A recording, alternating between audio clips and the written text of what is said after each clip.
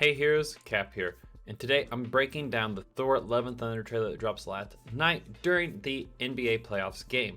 Now this trailer looks absolutely amazing, everyone in it looks good. We get our first looks at Gorr the God Butcher, Jane and her moveset, and Thor what he looks like without a shirt, because you have to have it in a Thor movie when Chris Hemsworth looks that good. Now let me know in the comments below what you thought of the trailer, how excited you are, and now let's dive in to see what exactly happened during that trailer and break it down.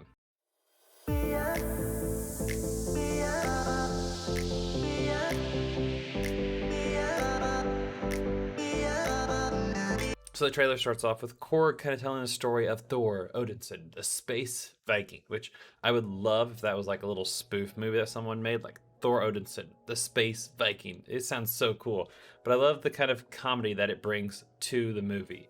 And now it moves on to a planet that's under attack. Now this planet could be enslaved by Gorr. Maybe this is how we introduce Gorr the God Butcher, as he is in the comics trying to build this god bomb to try to wipe out all of the gods at once. Quick little bomb that just targeted all the gods, knocked them out all at once.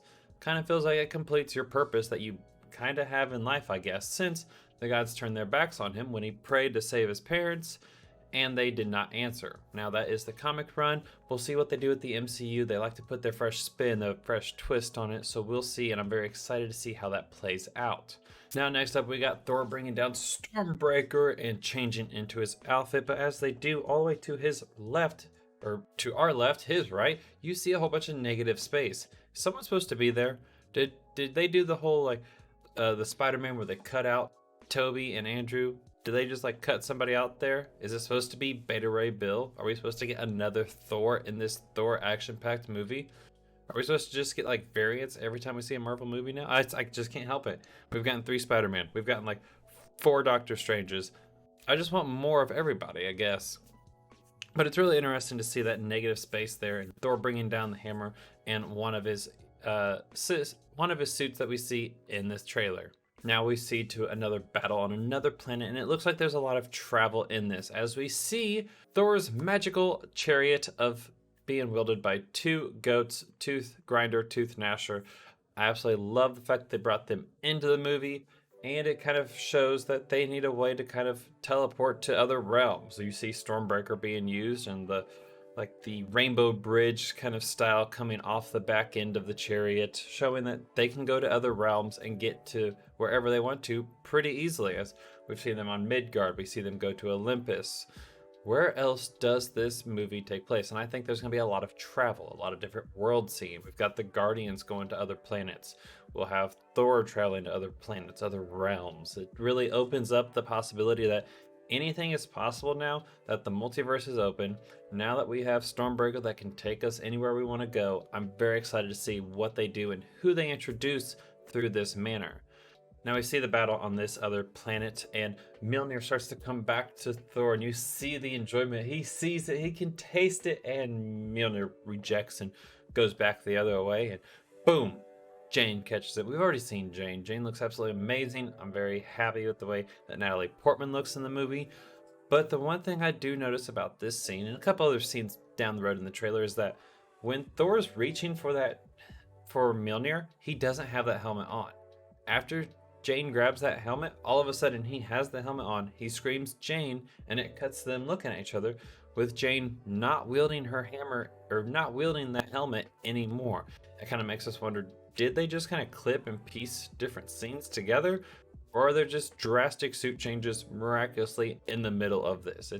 It's all possible. It'll be very interesting to see how it's played out and exactly what kind of story this trailer is telling, which I don't think it's the same, because as we saw, it looks like there's 2 different scenes almost, which means, do we get to see Mjolnir kind of like tease and then fly away? We don't get Jane until like later in the movie? We'll have to see when it comes out July 8th.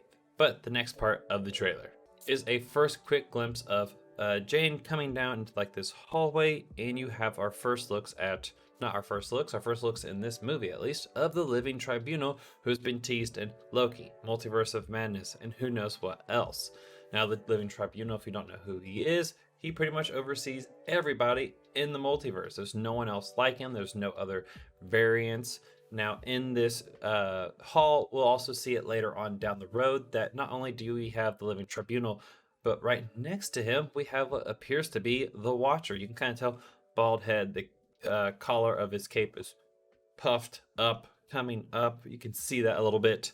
Across the way, you see what looks like a more comic accurate version of Taskmaster, most likely just death, but I mean, they could have easily used that face, like design that on a helmet for Taskmaster. I think that would look really cool, but that's neither here nor there.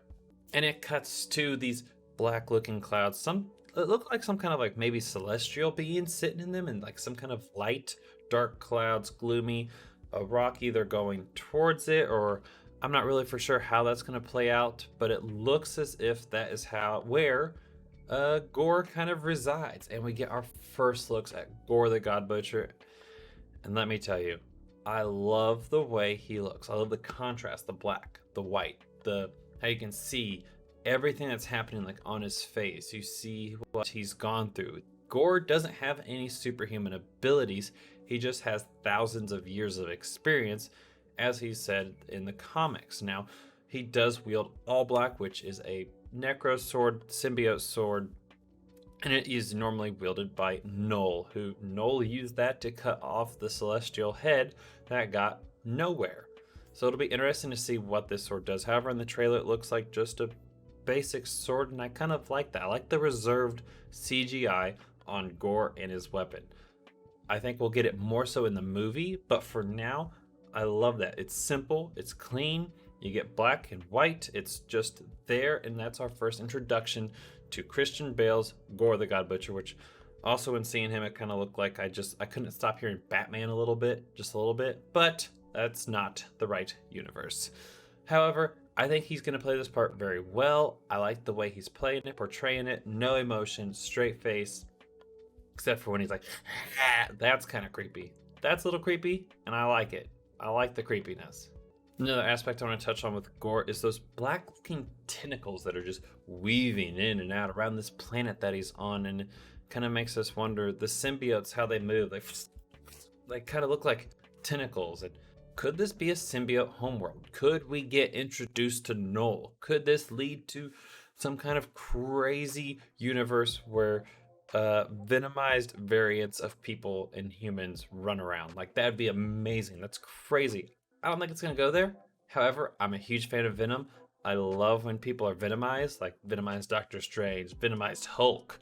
They all look amazing, and this could be a way to introduce the symbiotes and introduce them in a way that shows how powerful they actually are, which Null, Carnage, like, these are massive beings. They're very powerful. So it could be a way for people to kind of bring them into the MCU and show how powerful they are. Plus, also maybe tease us with some venomized heroes, because I think that'd be amazing to see others. Now, next up, we get to see a little bit of Jane's moveset and how she wields the same powers as Thor, but she's nimble. She's agile. She can shoot off pieces of the Uru off of Mjolnir to throw it at enemies, which I love that move. It's amazing. And it kind of made me wonder, what if Jane actually just grabs like the handle of Mjolnir and it pieces itself together because it's found somebody that's worthy enough to rebuild itself, piece it back together. And it makes us wonder, what all can she do with that hammer? Can she like shoot it off into shards like a shotgun blast and just destroy enemies that stand in front of her and instantly rebuild itself? It'll be very interesting to see. I liked the cracked look to Mjolnir, and now that we see that it can shoot off pieces of itself, it makes us wonder, what else can it do? What kind of tricks and effects are they going to play on this part to really showcase what Jane Foster can do and separate her from Thor? That way we don't think it's just two Thors. No, we've got Thor, we've got the mighty Thor, Jane Foster. And then once again, we cut to Gorr, who's breathing really, once again, doing that weird creepiness. I love that they're bringing that creepiness, that weirdness to this movie, and to see how it'll play out to really make you kind of, oh, he's serious. Like, that's a scary dude. I don't want to mess with him. Good luck, Thor. But we see him bringing down the sword, and once again, that lightning coming out. He's bringing it down on Stormbreaker? Maybe he's trying to crush Mjolnir yet again. Is that just the power of like the moon or that planet that he's on releasing as he digs his sword in it to kill it and claim its power? That way it can power up his god bomb, which is one of the ingredients to making a god bomb, if you don't know. Is the planet the power of a couple moons, planet the heart of an elder god. So it'll be interesting to see how they kind of play all that out and exactly how much they take from the comics and when Gorr made his god bomb. And eventually it led to Thor feeling unworthy.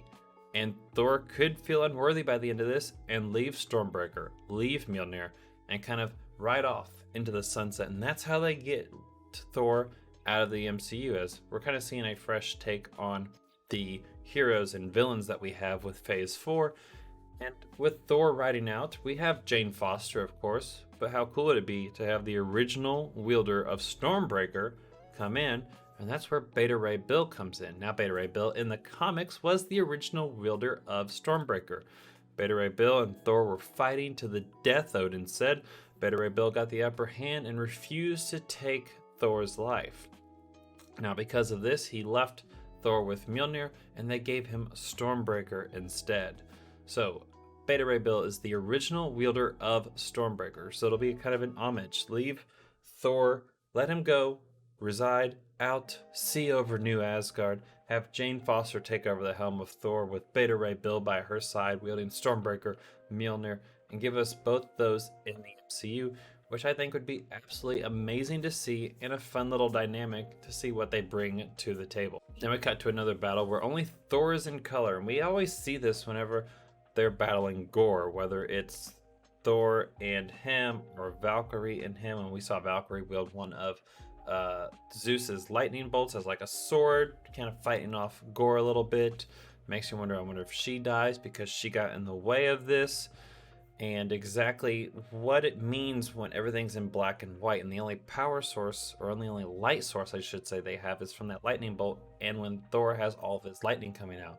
Because we also saw Thor in black and white, kind of doing the, come on, come get some, as Gorr just kind of creepily pointed at him, saying, "You're next, come and get it." It's really weird.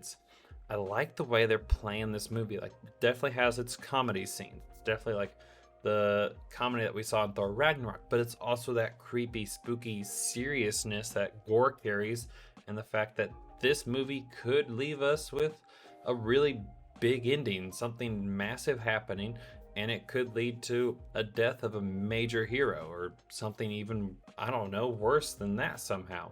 And now this is the scene where we get to see Jane power up Mjolnir in that hall. I'm very interested to see what that hall means. We've got the Living Tribunal, we've got Death, we've got the Watcher, two other unknown deities behind Death. If you know who they are, let me know in the comments below. I'm trying to play it out. It's like, are they doing like the Master Chaos? Is one of them Entropy? Is who could they possibly be? They don't really, nothing clicking in my head, but a big bushy hair, and then it looks like a female in the back. So I'm very excited to see who they are, what this hallway means, and exactly how many places does this movie take place? Which, speaking of how many places does this movie take place, it takes us all the way to Olympus, where Thor is being tied down and Zeus is, "Remove your disguise." And he flicks a little too hard, and we get to see a whole lot of Thor.